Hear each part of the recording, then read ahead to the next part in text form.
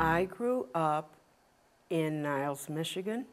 I went to Stevens College in Columbia, Missouri. And I ended up choosing a field that I just was very passionate about, and it was Spanish dance. I did flamenco, classical, and regional. I studied in Spain. I lived there. When I left Madrid, I went directly to New York City.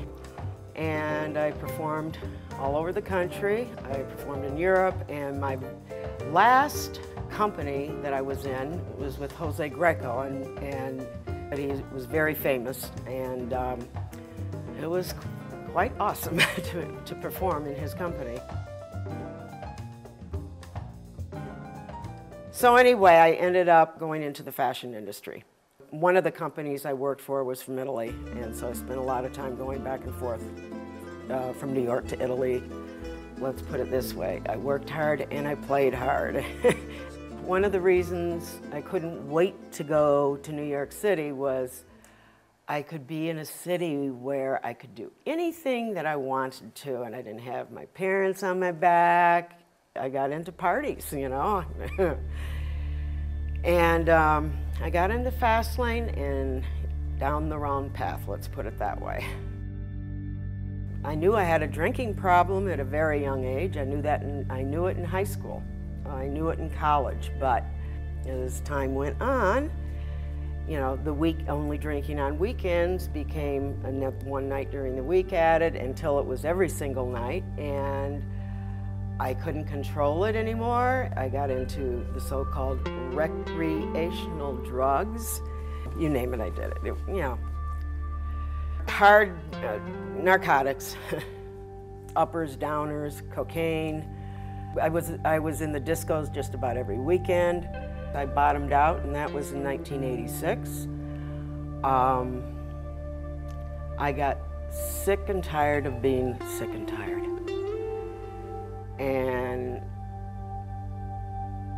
I hated myself. I mean, I just said, my gosh, you know, how can I be, you know, living this kind of lifestyle?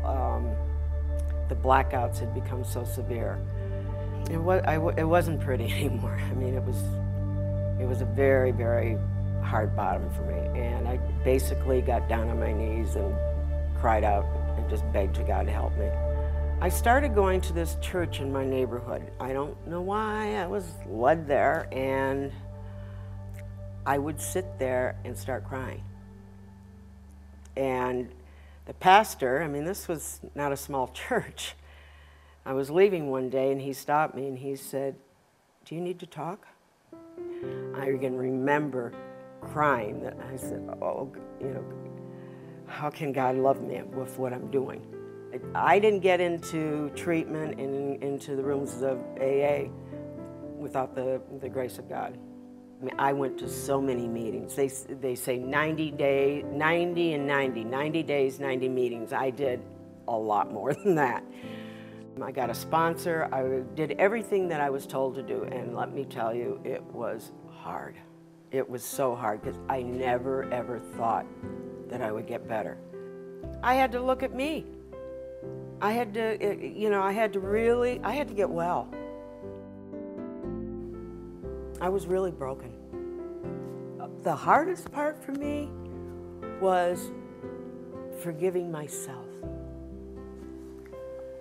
But in time, you begin to, you know, you turn yourself over to God. That's the third step. And it's His will, not mine.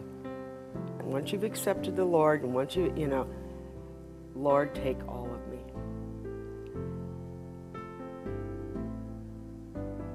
It just happens. But those who wait on the Lord will find new strength. They will fly high on wings like eagles. They will run and not grow weary. They will walk and not faint. I just, you know, I would look at people who had years of sobriety and I'd say, how did they do this, you know? And that's why I still go to meetings today. I remember looking to those people that gave me hope with their years of sobriety. And I so in turn I have to remember, I have to be there for the newcomer.